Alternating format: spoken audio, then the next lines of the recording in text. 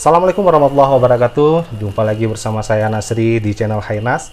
Kali ini sudah bersama saya seorang seniman, penyair tentunya. Beliau adalah Bang Zulfikar Kirbi, betul Bang? Iya, betul.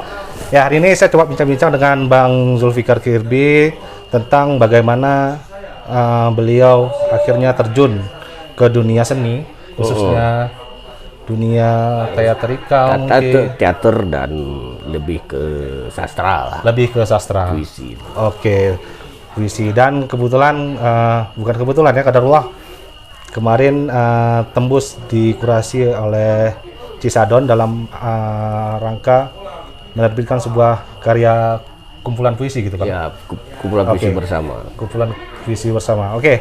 Untuk itu kita coba tanya-tanya dulu bagaimana sih latar belakang beliau, awal mula beliau bergelut di dunia sastra ini. Assalamualaikum Bang Jol. Ya, waalaikumsalam warahmatullah. Ya, tiba-tiba saja saya dijumpai oleh Nasri dan berada di Payatumpi ini. Dia tiba-tiba dikabarin oleh kawan kamar bahwa ada Nasri di sini menuju dari Benar Meriah, luar biasa. Seperti itu, dan langsung menculik saya duduk di sini dan minta wawancara. Ya, yang pertama sekali di bagaimana berawalnya. Kalau seni itu kan kita sebenarnya suka seni itu udah sejak SD, sejak SMP, sejak istilahnya mungkin sejak lahir lah. Sejak lahir ya. Karena sejak lahirnya kenapa? Kan nenek, kakek, nenek lah paling utama. Beliau itu sering dia seorang penulis lirik Taripo di Aceh Barat, di Aceh Selatan dulu. Taripo itu yang cerita tentang Malelang. Nenek dari ibu, dari mama. Setelah itu bapak seorang pensiunan TNI, juga dia suka melukis dan nulis syair juga tentang Po dan puisi-puisi bapak, almarhum bapak. Dan itu ternyata darah itu tidak dipungkiri terus mengalir, walaupun bapak seorang TNI, seorang tentara, dan anak-anaknya kami 10 bersaudara. Oh, 10 bersaudara. Wow. Iya. 10 bersaudara, tidak pernah satupun tidak ada yang menjadi TNI. Jadi semua jadi guru, jadi ya pelaku seni. Ya, ada penikmat seni, ada orang sebut seniman, serahlah. Dan itu lahir ketika abang saya yang pertama itu namanya Mas Har, lahir di Tarutong tahun 52. Berkecimpung berkesenian itu ya bermulai dari Aceh Barat, Melabuh. Bermulai berkesenian dengan sedati. Habis sedati pergi ke Banda, belajar sastra. Ya, tamat SMP dan lari ke Banda Aceh untuk bersastra, berkesenian, berteater, dan berguru ke Jawa sana bersama almarhum Rendra, Arifin Cenu, Putu Wijaya dan sebagainya. Yang pernah magang di bengkel teater PS Rendra, bengkel teater itu, dan dibawalah ke Banda Aceh, menjadilah menggerakkan teater modern di Aceh, di Banda Aceh. Terus mengalirnya sampai si kecil. Si SMP, kalau udah menulis dari SMP. Menulis puisi dari SMP. Ya, menulis puisi SMP, baca-baca sekitar ya. Cuman sayangnya bukan sayang, waktu itu saya paling tidak mau ikut lomba. Lomba cipta, lomba baca. Saya paling tidak mau, bukan kayak mana ya? Suka saja menonton. Suka saja menonton orang lomba puisi, tapi tidak mau ikut. Jadi panitia mau. Jadi panitia. Menonton suka, jadi panitia mau. Itulah, sampai itu menulis terus saya simpan. Ada berapa? Ya. Ada seorang, saya dialog dengan almarhum kan begitu jarang, tapi ada seorang kawan dekat berteater itu Pak Sulaiman Junaid. Bang Sulaiman Junaid, tengok waktu saya di Banda, tamat SMA di Banda, baca puisi saya gitu. Coba disiarkan gitu. lebar nanti aja saya mau apa, tulis terus nanti. Ya saya tulis, ada simpan terus. Akhirnya kan setelah itu ya pelan-pelan tulis, lempar di Facebook pertama. Udah lempar Facebook, udah lempar ke media-media. Insya Allah ada yang terbit, alhamdulillah gitu kan. Ya udahlah, ya, mulai rajin terus. Nah, kenapa? Mungkin tadi ada serbersit ngobrolan sebelum ini tadi ada kenapa mencintai puisi, kenapa? Betul. Ya pertama suka aja satu, suka, enak nih puisi, mengungkapkan sesuatu nih. Ketika dulu kan pernah orang ketika jatuh cinta dia menjelma menjadi penyair, ketika patah hati menjelma jadi penyair kan. Tapi ketika itu bukan karena itu, tapi suka saja membaca puisi, baca cerpen remaja gitu kan. Ya menulis terus. Kalau bisa karena biasa, ya sampai hari ini ya menulis. Dan seperti kemarin itu bersama Salman Yoga dan Bang Pikar menjadi kurator dalam Cakir Kopi ini. Ayo ikut isi kopi dekorasi moral nih, nah, lolos di sini. Jadi kan punya semangat baru. Punya semangat baru dengan puisi ini. Ada semangat kumpulan puisi bersama asik kalau lewat kurasi itu. Dan sebenarnya kalau awal-awal ya betul. Tapi habis itu nggak pernah lagi ada kumpulan ini puisi bersama saya hentikan dulu karena lagi mempersiapkan sekarang insya Allah ini bocoran sedikit lagi mengumpulkan 100 judul puisi untuk menjadi antologi tunggal. Wow. Ya, kita tunggu sekali nih. Mungkin ke depan ada salah satu instansi yang ingin kawan-kawan yang ingin mau menyediakan waktu dia dan usaha dia, mungkin dana dia untuk mencetak bukunya. Alhamdulillah. Bocorannya mungkin judul bukunya itu Kopi Pancung Pereda Gundah Hati. Itu aja. Itu teman-teman, mungkin ini nih bocoran nih dari Bang Zulfikar. Untuk ini kayaknya perlu kita tunggu nih kapan nih terbitnya buku Kopi Pancung ya. Insya Allah, kalaupun janji ya, bukan ini janji tapi janji dari instansi terkait dengan kesenian ini baru ada tahun depan. Insya Allah tahun depan ya. Tahun depan bukan Januari, mungkin setelah Januari lah. Oke, baik. Dah. Habis itu kita kembali ke kenapa mencintai puisi. Ya, itu tadi ternyata kita semuanya apapun profesinya, mau jadi pengusaha, jadi kontraktor, jadi apa saja harus mencintai semua profesi dia. Kalau dengan tidak kita kan tidak. Apalagi dengan kita berkesenian ini dengan tulis puisi, dan saya secara keilmuan itu saya tidak pernah menjadi, bukan disiplin ilmu sastra dan bahasa. Latar belakang nggak di dunia sastra itu? Gitu? Udah, tapi berteater, ilmu teater ada. Itu abang dapat dari mana tuh? Itu kemudian pernah singgah di Isi Parampanjang dengan Sulaiman Junaid, ada Bang Jamal Sarif, ada kawan-kawan lainnya. Tahun 97 pertama sekali dibukanya jurusan teater di ASKI dulu, ASKI Parampanjang.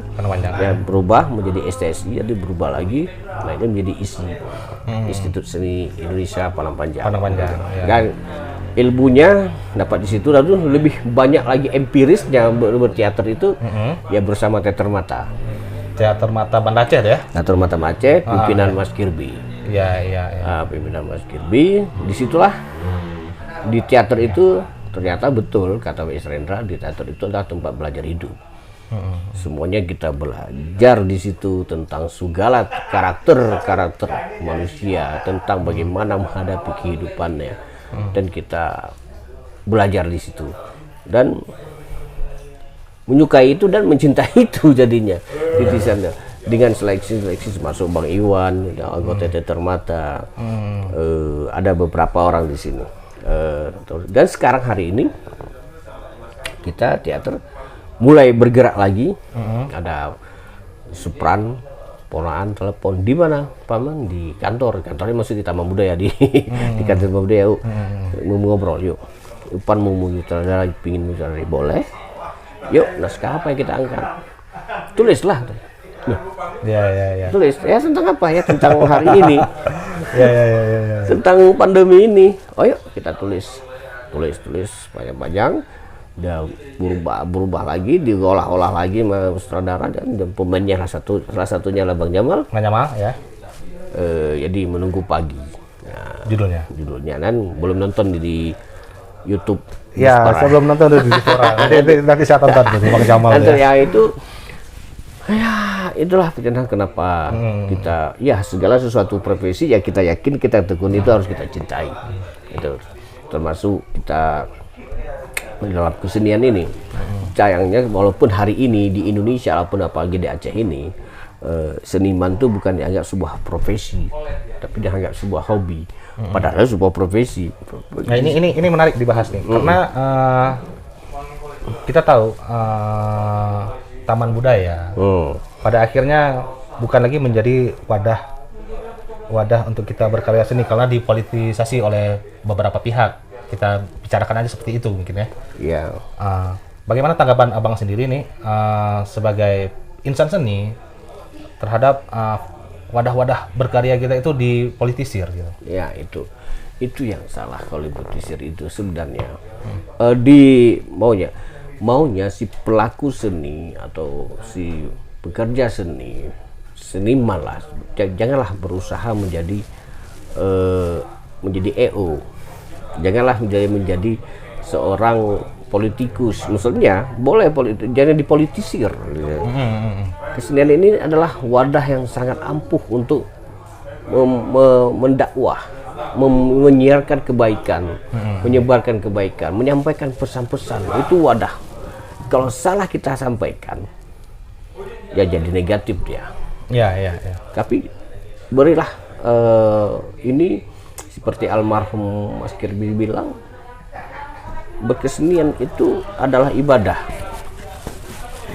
Menyampaikan hal-hal yang benar, menyampaikan pesan-pesan pencerahan, memberi solusi di dalam pertunjukan kita itu, begini loh, begini.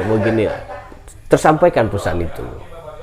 Itu kalau kita yang positif, tapi yang lebih negatif kan lebih arahnya lebih negatif itu udah mulai rusak. Seperti zaman dulu ada dua kubu, ada Manikebu, ada Manifest Kebudayaan, dan ada Lekra. Itu orang Lekra itu orang kiri, itu menggunakan seninya itu lebih ke kiri kan. Ada yang lebih ke kanan. Kita buanglah zaman itu dulu, bukan itu jangan kita lupakan, tapi itu sebagai pengalaman kita ke depan untuk belajar bagaimana menghadapi zaman ke depan untuk berkesenian. Betul. Seni itu sangat indah dan itu anugerah dari Allah Subhanahu wa taala. Allah saja sangat menyukai keindahan. Ya, betul. Sangat menyukai keindahan. Kenapa? Keindahan itu dirusak oleh hal-hal kepentingan yang tidak menguntungkan bagi umat manusia. Maksudnya dia rusak lagi, bagaimana dia bisa merusak kesenian itu sendiri dengan cara-cara seperti itu. Misalnya bagaimana kesenian dari pemerintah sendiri sudah berusaha untuk membangun keseniannya di Aceh. Ada hal apalagi kebutuhan, misalnya bagaimana mitra kerjanya, misalnya seperti EO itu yang pentingnya tidak ada kualitas. Jadi penting dia lebih dapat untung. Iya. Itu acara itu kesenian itu yang bagus atau tidak nggak penting. Yang penting dia ada untung. Misalnya harga itu yang mencederai sendiri gitu ya. Iya, sebenarnya standar kesenian ini segini harganya standarnya. Tapi dia mau menawarkan dan tidak malu-malu menawarkan lebih jauh dari harga yang sebenarnya. Itu. Iya. Karena kesenian itu mahalnya bukan pada hasilnya. Seni itu mahal pada proses. Prosesnya yang paling mahal. Kenapa menjadi proses itu menjadi hal yang indah yang bisa disampaikan kepada penonton, pesan yang disampaikan kepada penyaksinya itu tersampaikan.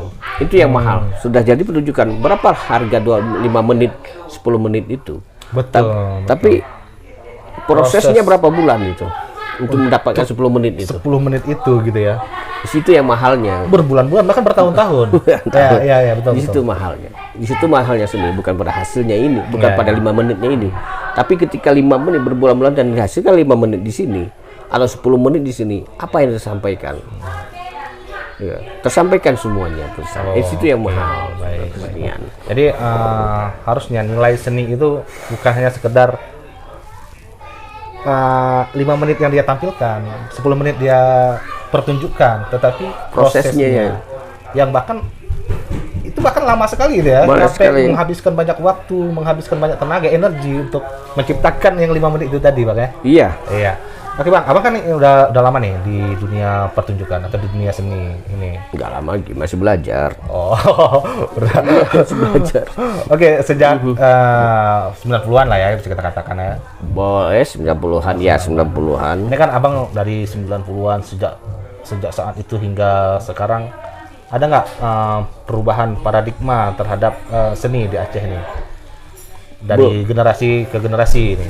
Belum begitu terasa, masih sama saja ada perkembangan, tapi belum terasa perkembangan. Tapi perkembangan zaman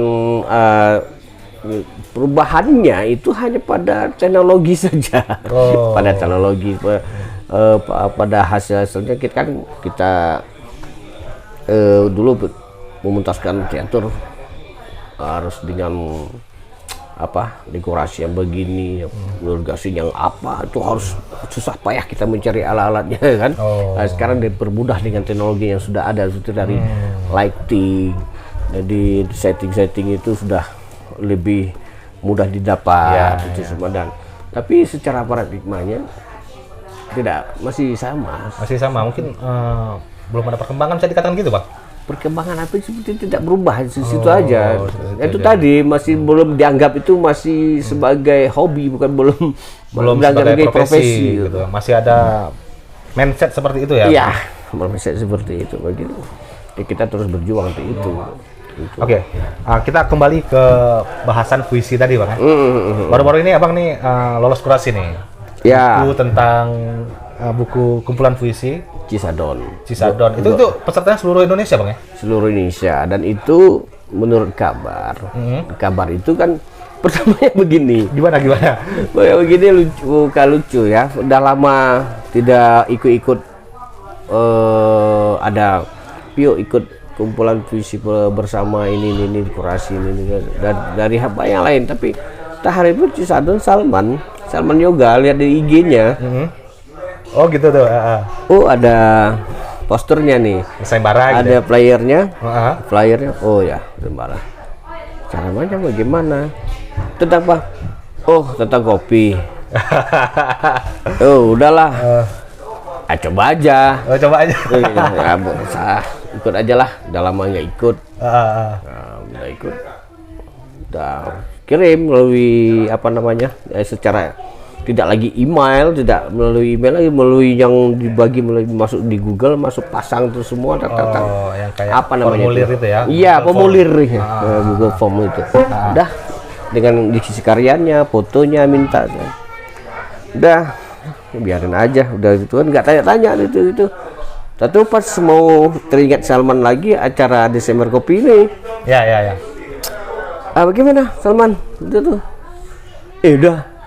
Udah pengumuman. Oh ya, gitu. Aman Bang, lolos kita. Lolos kita. Selesai satu-satu aja deh. Oh ya, lolos. Oh iyalah, makasih. Ada coba lihat. Ada kita di Aceh ada 3 nama. Ada 3 nama. Salman Yoga, Zulfikar Kirbi, ada Husaini Al-Gayobi. Aku namanya paling suka. Sampai hari ini belum jumpa dia, anak. Oh ya, ini pas kali ini. Nanti saya posting ini, saya tag dia nih. Ya boleh. Karena dia di Benang Meriah juga sama saya. Sering ngopi. Keren dia. Oke. Namanya. Jadi kalau boleh tahu nih Bang, udah dibukukan belum karya yang kumpulan itu? Itu lagi diproses katanya. Lagi proses akan proses penerbitan, diproses percetakan, nanti akan diterbit dan akan diumumkan melalui email masing-masing. Akan diumumkan kapan terbitnya gitu ya. Iya. Nanti kalau boleh tahu nih apa nih judul puisi yang abang buat kemarin? Wih, minta bocoran nih. Judulnya nggak saya isi aja. Jadi nanti abang bisa ceritakan, kira-kira aku kenapa bisa menang nih ya gitu. kan ini kan bukan 1-2 orang nih, artinya kan seluruh Indonesia ikut ambil andil ya kan. Oh iya. Puisi ini. Judulnya kasih bocoran aja lah. Di situ ada judulnya Kopi Kup Pahit. Kopi Kup Pahit. Kau kan kup. Kopi Kup. Oh, Kopi Kup. Kopi Kup Pahit. Jadi ya bisa Kopi Kup Pahit. Ya seperti kita melihat empiris, kita melihat ya negeri hari ini. Ya sepahit kopi itulah gitu. Oh, artinya ide dan gagasannya abang angkat bagaimana kondisi negara ini. Iya, itu gagas. Kita ya negeri ini seperti itulah. Kita proses kreatifnya dari itu melihat kebetulan ada pergi ke Melabuh atau ingat di sini ada kopi kup. Sambil minum kopi kup. Kopi kup itu kopi yang dibalik itu kan, itu ada ada piring kecil, ada piring kecil, ada mungkin ada pipetnya dibalik dan minum gitu. Tapi orang minum itu nggak boleh sembarangan tuh kabarnya kan? Nggak juga. Oh nggak. Siapa aja boleh. Nggak boleh sembarangan, maksudnya hati-hati jangan tumpah. Jangan tumpah ya. Iya, itu tumpah. Oke. Hati dan ya terinspirasi itu. Terinspirasi itu ya kopi kup pahit, dan kopi kup itu kan tidak disaring. Oh dia besar dia. Jadi bisa seperti kopi sari gitu, tapi dibuat jadi tubruk, dibalikin itu minum gitu. Oke, baik. Itu. Ini ngomong-ngomong bang, kalau teman-teman mau tahu sebenarnya kami sedang berada di Takengon. Iya. Di Takengon, kota dingin Tanoh Gayo. Ya di malam ini tempatnya di Payatumpi. Tempatnya di Payatumpi. Kalau boleh abang ceritakan nih, apa agenda abang ke Takengon? Sebenarnya saya nih kemarin mau podcast sama abang secara online. Secara online, secara IG. Tapi kebetulan saya lihat abang ada di Takengon nih.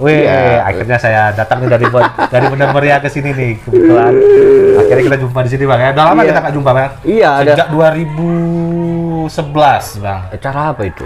Kemarin tuh kita satu project dalam acara baca puisi juga lomba kalau nggak salah. Kita panitia itu dulu bang.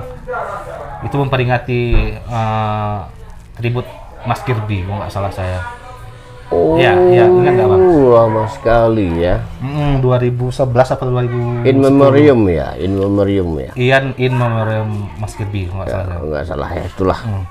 Itu udah lama kali kita nggak jumpa. Iya, lama. Saya udah lupa. Kalau udah lupa tuh pasti nggak ingat. Iya, udah jelas ya. Oke, apa agendanya nih abang ke Takengon nih? Ke sini kami itu kerjaan Bang Fikar Weda datang membuat setiap tahunnya membuat acara di Aceh Tengah ini namanya Desember Kopi Gayo.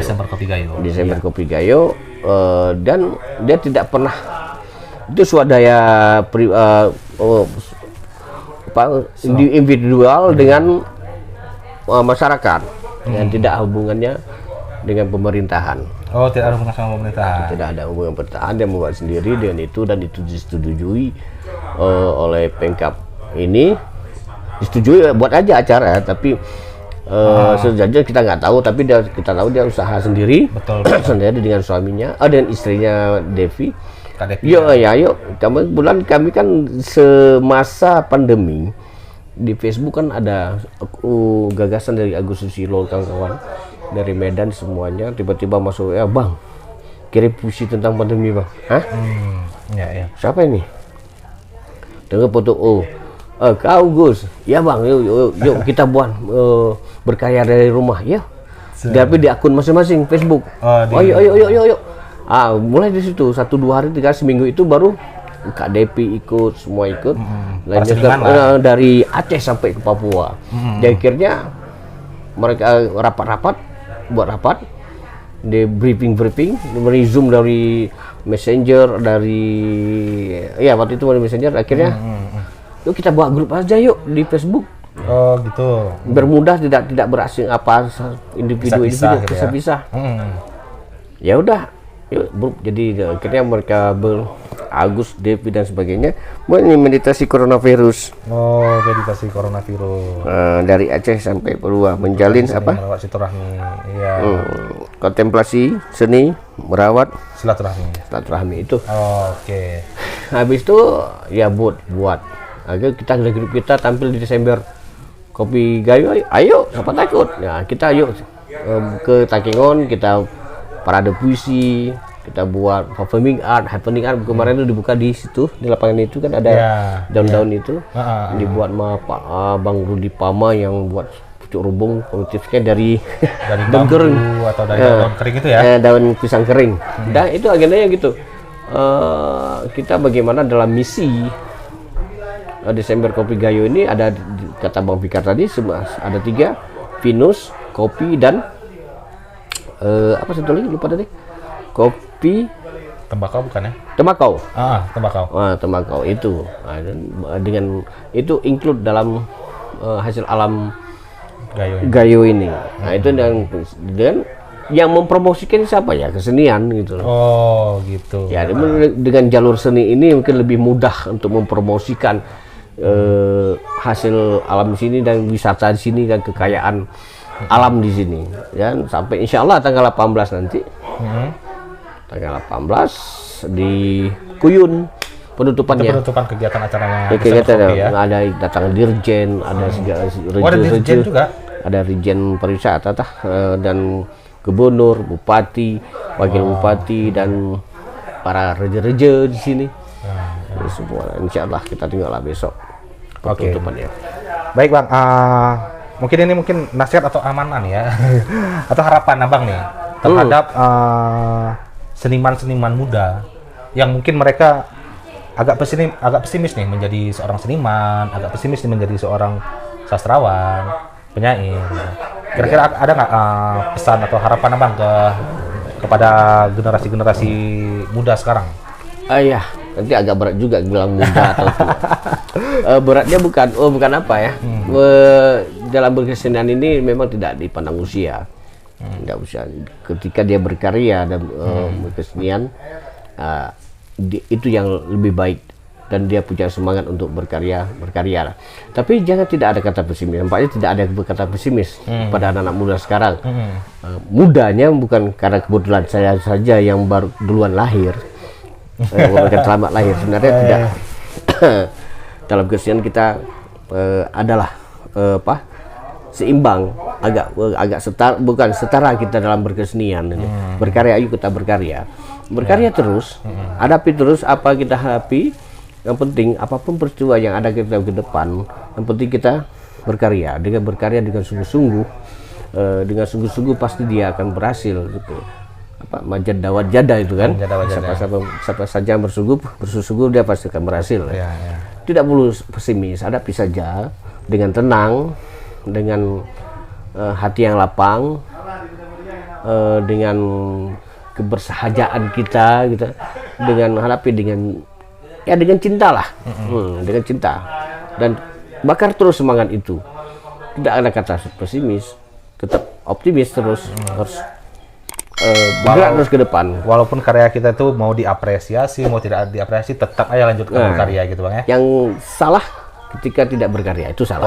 Oke. Baik. Tidak ada karya yang tidak bagus, semua bagus. Yang tidak bagus itu tidak berkarya. Oke, baik. Itu tadi bincang-bincang kita bersama Bang Fikar, Manjul Fikar. Mudah-mudahan memberi semangat bagi teman-teman yang mendengarkan channel ini. Jangan lupa like, subscribe, dan share kepada teman-teman yang lain apabila informasi ini bermanfaat. Wabillahi taufiq. Assalamualaikum warahmatullahi wabarakatuh. Oke. Assalamualaikum.